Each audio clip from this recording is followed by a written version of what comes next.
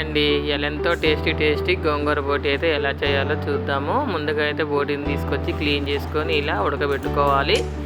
తర్వాత ఉడకబెట్టిన బోటిని అయితే మనము కళాయిలో ఆయిల్ వేసి 2 స్పూన్ల అల్లం వెల్లుల్లి పేస్ట్ అయితే వేసాను. అల్లం వెల్లుల్లి పేస్ట్ అయితే ఎర్రగా అవ్వాలి.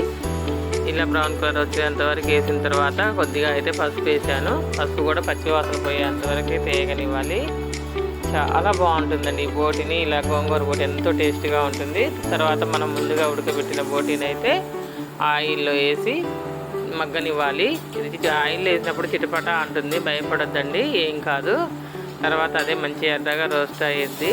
చాలా బాగుంటుంది. ఇది పులుసు గ్రేవీ కన్నా కూడా ఇలా ఫ్రై చేసుకుంటే ఖచ్చితంగా అయితే 15 డేస్ అయితే నిల్వ ఉంటుందండి.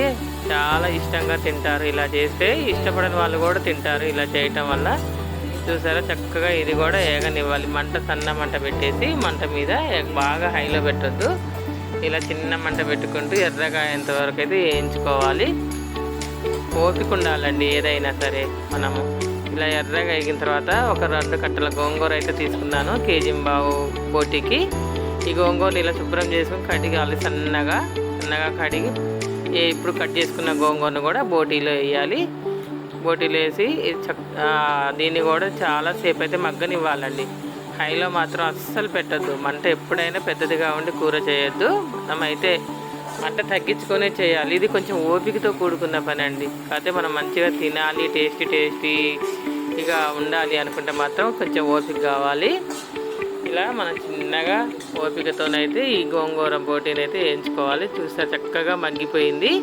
ఇప్పుడు ఇలా మగ్గిన తర్వాత ఇప్పుడైతే మనం ఉప్పు కారాలు అయితే వేసుకుందాము. నేనైతే ఒక 3 స్పూన్ల కారం అయితే వేసానండి. ఎందుకంటే అది పులుపు ఉంటుంది కాబట్టి పులుపుకు తగ్గట్టు ఉండాలని వేసాను. తర్వాత ఉప్పు కూడా 2 స్పూన్ల ఉప్పు అయితే వేసాను. ఇప్పుడు కారం ఉప్పునైతే ఇలా కలుపుకోవాలి.